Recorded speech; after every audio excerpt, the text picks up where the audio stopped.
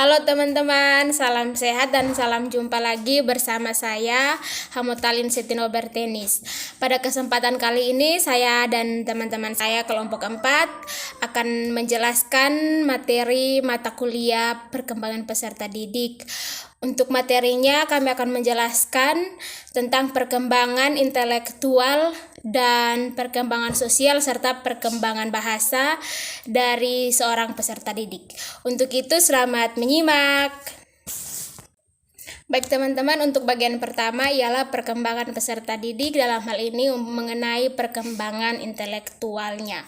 Baik, intelektual merupakan daya upaya atau potensi untuk memahami sesuatu hal yang menggambar seseorang dalam berpikir atau bertindak secara abstrak, kesanggupan mental untuk memahami, mengamati, dan menghubungkan suatu kemampuan secara efektif. Nah, faktor-faktor yang mempengaruhi perkembangan intelektual seseorang itu ada dua. Yang pertama ialah perkembangan hereditas. Perkembangan hereditas ini ialah kemampuan intelijensi yang diperoleh melalui bawaan, artinya diperoleh melalui gen. Faktor yang kedua ialah faktor lingkungan. Kecerdasan seorang anak dapat berkembang jika lingkungannya memberi kesempatan untuk berkembang secara maksimal. Baik, kita sebagai pendidik ataupun calon pendidik harus bisa mengetahui cara untuk meningkatkan perkembangan intelektual anak. Misalnya, yang pertama, menciptakan interaksi yang akrab serta didik. Yang kedua, memberi kesempatan pada siswa untuk mencari ilmu atau pengetahuan yang menunjang perkembangan intelektualnya.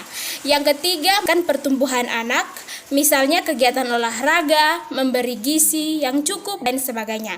Dan yang terakhir atau yang keempat ialah meningkatkan kemampuan berbahasa peserta didik. Terima kasih. B. Perkembangan sosial. Pada awal manusia dilahirkan belum bersifat sosial, dalam artian belum memiliki kemampuan dalam berinteraksi dengan orang lain. Kemampuan sosial anak diperoleh dari berbagai kesempatan dan pengalaman bergaul dengan anak-anak di lingkungannya. Dalam perkembangan menuju kematangan sosial, untuk mewujudkan dalam bentuk-bentuk interaksi sosial diantaranya sebagai berikut. Yang pertama, perkembangan atau negativisme, yaitu bentuk tingkah laku melawan. Yang kedua, agresi atau aggression, yaitu perilaku menyerang balik secara fisik atau nonverbal maupun kata-kata atau verbal. Yang ketiga, berselisih atau bertengkar. Sikap ini terjadi jika anak merasa tersinggung atau terganggu oleh sikap atau perilaku anak lain. Yang keempat, menggoda atau teasing. Menggoda merupakan bentuk lain dari agresif. Menggoda merupakan serangan mental terhadap orang lain. Yang kelima, persaingan atau rivali, yaitu keinginan untuk melebihi orang lain dan selalu didorong oleh orang lain. Yang keenam, kerjasama atau cooperation, yaitu sikap mau bekerja sama dengan orang lain. Yang ketujuh, tingkah laku berkuasa, yaitu tingkah laku untuk menguasai situasi sosial. Yang kedelapan, mementingkan diri sendiri, yaitu sikap egosentris dalam memenuhi interest atau keinginannya. Yang kesembilan, simpati. Baik, saya akan melanjutkan materi yang ketiga, yaitu perkembangan bahasa.